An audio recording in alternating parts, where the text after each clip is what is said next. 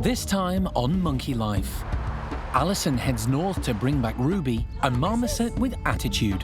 Oh, are you threatening me already? And a bit of a weight issue. She's a nice little chunky lady. Yeah, she's not skinny. You're not skinny, missus. Baby orangs Rieke and Bulu discover the ups and downs of life in the nursery. They find each other hilarious, so they spend their days doing this, playing around. And after some home renovations at one of the chimp enclosures, it's young Thelma who leads the way.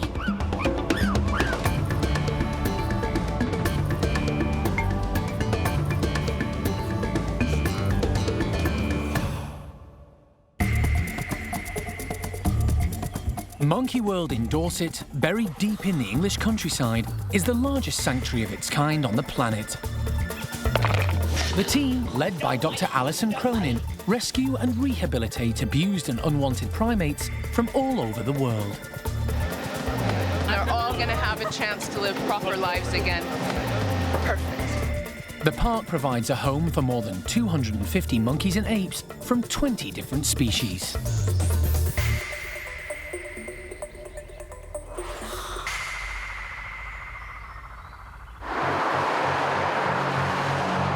Today, Park Director Alison is heading north to Grimsby to rescue a marmoset, a small species of monkey the park is regularly asked to rehome. This time, it's a black-tufted female called Ruby. In the last 5 years, the team has come to the aid of more than 50 monkeys, all victims of the British pet trade, something Alison has campaigned against for many years. We've built 2 separate facilities to house all of these animals, and I've still got a waiting list. Ruby is one of the lucky winners because she's advanced to the top of the list because it's a female. And right now we're having difficulties with a couple of particular individual males, which we think would do better, perhaps having a female as companionship. Ruby's owners called Alison because the marmoset is increasingly aggressive and biting members of the household. They just can't cope. Yet again, another well-meaning person and family who have spent a ton of money trying to make a good home and environment for this wild animal that simply isn't going to make a good pet. So I've agreed to take Ruby on, and we're off to collect her now. Ruby lives in this bungalow with her animal-loving family, Dawn and Tony, and their 2 dogs, 2 cats, and several rabbits. Good morning. Yeah. Tony. Yeah. I'm Alison. Hiya. Pleased to meet you. Pleased to meet you. Hi, boys. It doesn't take long to meet Ruby. She comes to introduce herself. Hello, missus. Hey, you. Monkeys kept as pets are often overweight, overfed by well-meaning owners who don't know enough about their natural diet. Oh, are you threatening me already? You don't need to do that yet. Hi, you.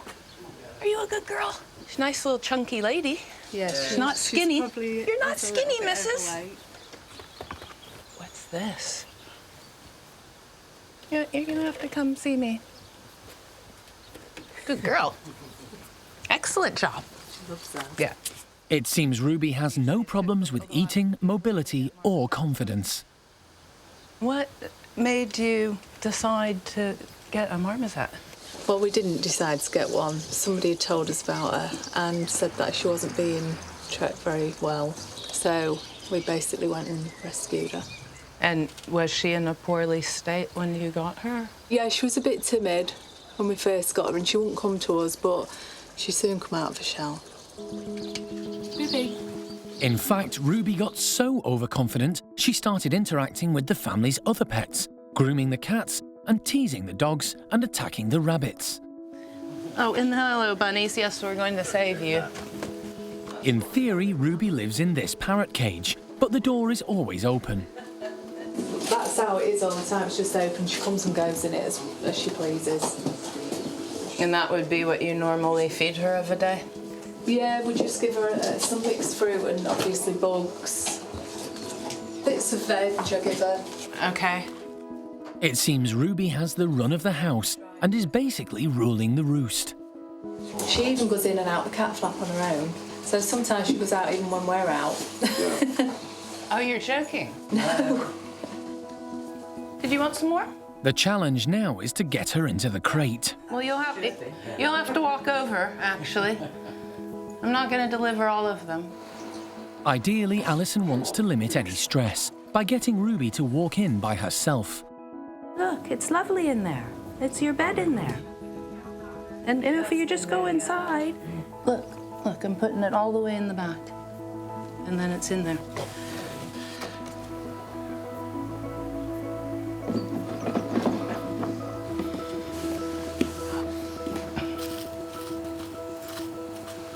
Really impressed. She's very calm and cool about this whole thing. It's clear that the family are upset that Ruby's going, but they know they're making the right decision for her future. We'll take good care of her, and I will text you along the way and let you know as soon as we're there, and then let you know how she goes with. All right, look after yourself. Aw, sweetheart. Yeah. She's not freaking out. She's not doing anything. No, this is going to be far harder on you guys. We'll speak soon. Bye-bye. It's an emotional goodbye for the family as they watch Alison and Ruby set off for the 5-hour drive back to Dorset.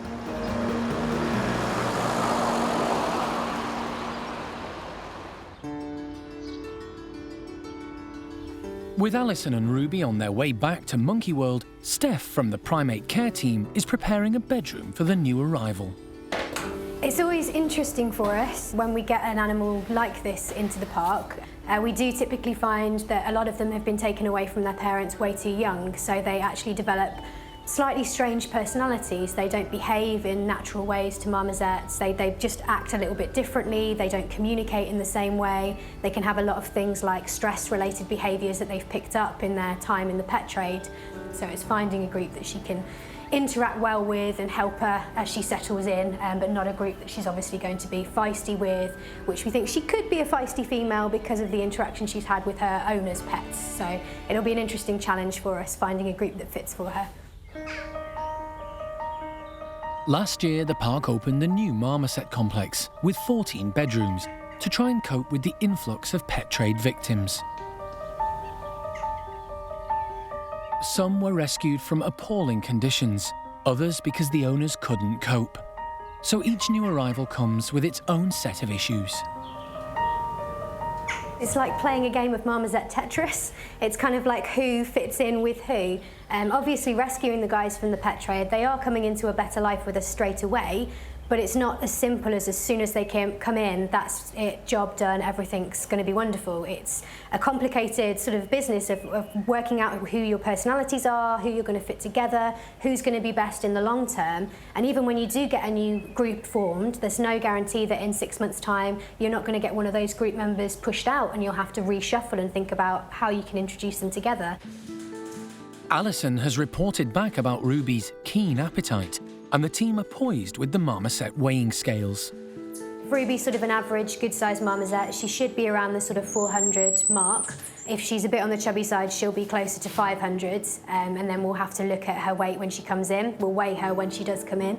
And if she is a bit chubby, we'll have to react accordingly, put her on a little bit of a diet, just restrict her food a little bit to try and get her within the normal sort of range for a marmoset. The Marmoset scales could be in for a bit of a shock. There's another group of primates who've had a weight problem in the past, but life is now blossoming for the residents at the Stumpy house, and they're about to get a special, lightweight treat.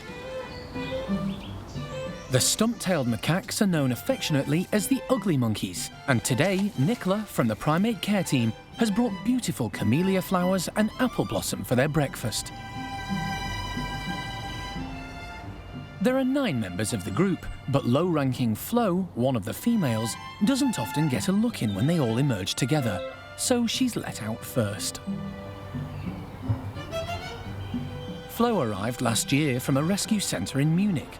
She's still finding her feet, so to make sure she gets enough, she gets a bit of a head start.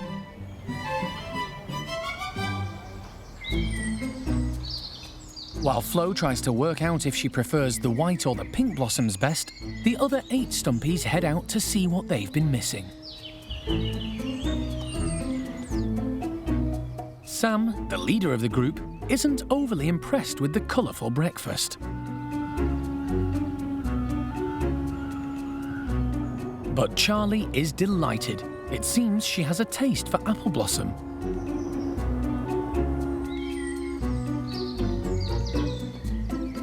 While the rest of the group gets stuck in, Flo backs off and bides her time. Jonathan is another low ranker. He tucks in before Noreen moves in and takes over his stash of blossoms. With everyone else enjoying the delicacy, Sam opts to give it another try, and this time decides the apple blossom tickles his taste buds. Miriam's happy to have Charlie's leftovers. While Sam, having now approved the white flowers, examines the pink camellias. One sniff, and they're ejected. But Sylvie and Charlie both rate this morning's breakfast as a gourmet meal worth fighting over. Top female Kelly, with Noreen as backup, wades in to sort it out. But the squabbling pair aren't giving up easily. Meanwhile, the tasty treat has put Maureen in a good mood, with Flo the beneficiary of a quiet grooming session.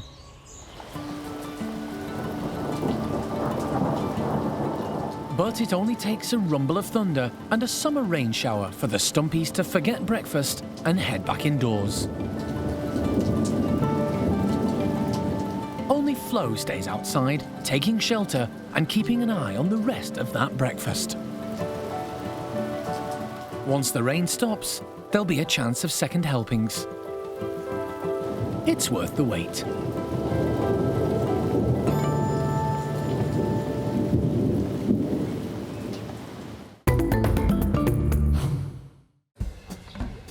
At the top of the park, the Orang Nursery has some new and very special residents.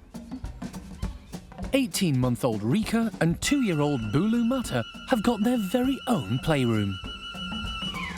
It's recently been finished, and the care team have made sure there's plenty to keep the two youngsters entertained. This playroom is big enough for both of them to have plenty of space. It's tall enough for them to learn how to climb up high and to not be scared of heights. We have a lot of housing quite close together, so they always have a bit of hose within reach, so it makes it easier for them to climb around. But life hasn't always been great for the pair. Both babies are orphans. Bulu's mother died when he was just a few days old, and he came to the park from Budapest Zoo at 3 months. Rieke arrived from Berlin after she was rejected by her mother just weeks later, so the pair have been hand-reared together by the park team and are great friends. And now they're big enough to spend all day playing in their own specially designed nursery. They have all their meals in here, and they have 3 bottles a day, but also we feed them solid food. We put solid food near the top bit of the enclosure, so they have to climb up to eat, just to encourage them to move around and to search for their own food. As orphan babies, it's been great to have playmates their own age. For Rieke, it's really good having a little orangutan that's a bit older, just a bit older than her. She follows Bulu around. If Bulu climbs up high, even if it's a bit scary for Rieke, she will follow him. But Rieke is braver than Bulu. She's catching up. Because the playroom is right next to the older nursery orangs, the duo can meet them safely through the mesh. This means by the time they're old enough to join them, they'll be very familiar and comfortable with the whole group. They are really close to the other kids, so they are really used to them. They really know them. They hear them, they smell them. So it's really good that they are 24/7 here with the others. Lewis and the team still play with them a little, so they're used to being handled. But the goal is for the pair to be fully independent. They pretty much spend the whole day together, and they don't really need us that much. They love each other, they spend the days playing with each other. They find each other hilarious, so they spend their days doing this and jumping on top of each other and playing around. The park has 4 chimp enclosures, one for the bachelor boys, another for Paddy's family, plus Sally's young group, and one led by Hananya, who was rescued from the black market trade in Israel. The maintenance staff have spent the last few days at his enclosure, replacing some of the older, worn-out structures and adding new climbing frames, bridges and tunnels to make things fresh and interesting. It's ready to be unveiled to 20 stir-crazy chimps who've spent the time indoors, unsure what's been going on outside. They're pretty keen to find out, but they need to wait for the primate care staff to do one final check to make sure nothing's been left behind. The staff are also putting out breakfast, distributing it around the newly transformed enclosure.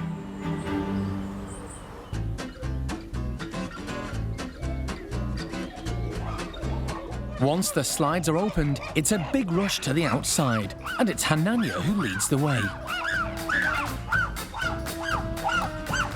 As always, Patricia combines exploring with eating, scooping up a handful of food before climbing one of the new posts. As the group's leader, Hananya tests the new poles to make sure they're strong enough.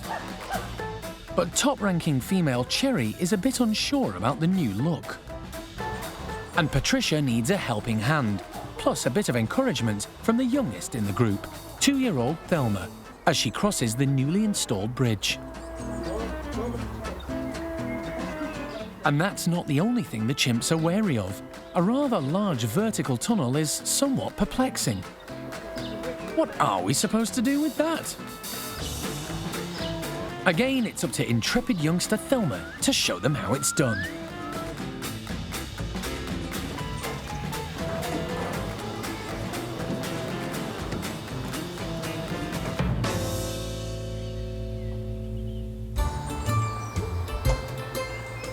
Thelma was born at the park 2.5 years ago.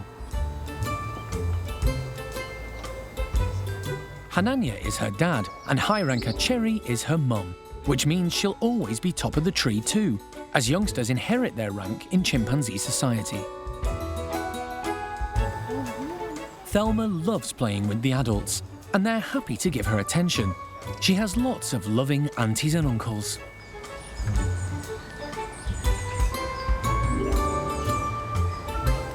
Auntie Cookie is persuaded to carry her across a rope bridge from above and below.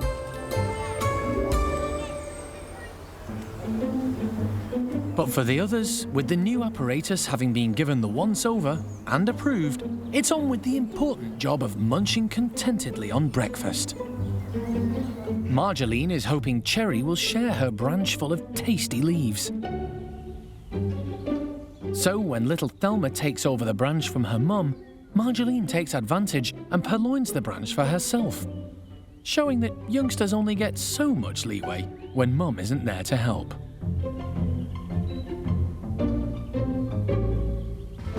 But it's no big deal for little Thelma. She knows there's plenty more and heads down to ground level, with a little help. Testing out new home renovations is exhausting work, so time for a nap before lunch.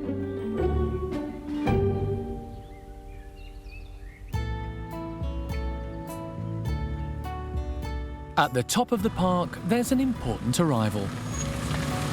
Ruby the Marmoset from Grimsby has made the long journey south with Alison. She's absolutely brilliant. We've put her in the box and she's traveled down, had snacks along the way. I'm really impressed. She's quite a strong little character. We just have to hope she's going to be as good with the Marmosets. After a long debate about which group Ruby might get along with, the care staff have 2 adult males in mind, Jock and Colin. Jock is older by 2 years, and the pair have a sort of father-son relationship. The hope is that Ruby will bond with Jock and accept Colin as part of the family. The question is whether or not Jock is dominant enough over Colin that Colin will act subservient and that the 3 of them might go together. Otherwise, it might split up just into her pair bonding with one of them or the other. Despite the upheaval, Ruby seems totally unfazed. She's tubby. I don't think anything's going to stop her eating, so For the first day and night, Ruby will be in a bedroom opposite Jock and Colin. That way they'll get used to the sight and smell of each other before they meet. It's very different from the life Ruby's left behind. She would go out the cat flap and over to the neighbors next door who were an elderly couple and say hi. And so when they'd come home, she'd either be returned to the house or she might be visiting next door. Are we ready? Yeah. Come on, Rubes. Come on then. Take your time, Steph's coming. Okay. Hey, Rubes. Ruby is straight into her new home. She's remarkably swift and agile for such a well-built marmoset. We were talking earlier about how 500 grams is slightly on the chubby side and around that area. Our Miss Ruby has weighed in at 630 grams, which is a little on the large size, sort of double XL for a marmoset. But she looks pretty healthy despite that. She's moving around really, really well. She's using the enclosure. She's able to leap around on the branches. So I guess over the next few months, while she gets used to our food and our diet, we'll just work on trying to shave a few of those extra bits off. But right now, she's definitely in the more to love category. All the marmosets in the park get vitamin D3 and calcium for strong bones. Clearly, Ruby has had a substantial diet and spent a lot of time outside, but it's still likely she'll need the vitamin supplement to stay healthy. This. Delicious. She seems like she's taking all of this really in her stride. Her feistiness will be interesting when it comes to introducing her to new friends. But yeah, I'm really happy because it's not very nice when they come in and they're obviously terrified of what's gone on. So the fact that she's very confident and seems quite sure of herself is a good step.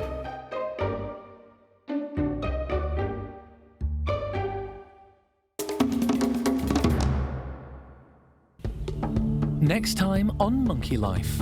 An unexpected arrival is on the way and causing concern at the Goldencheeked Gibbon house. There is no sign of that baby coming out naturally, and have actually called out the vet and we're just waiting on him. And it all goes nuts in the capuchin enclosure.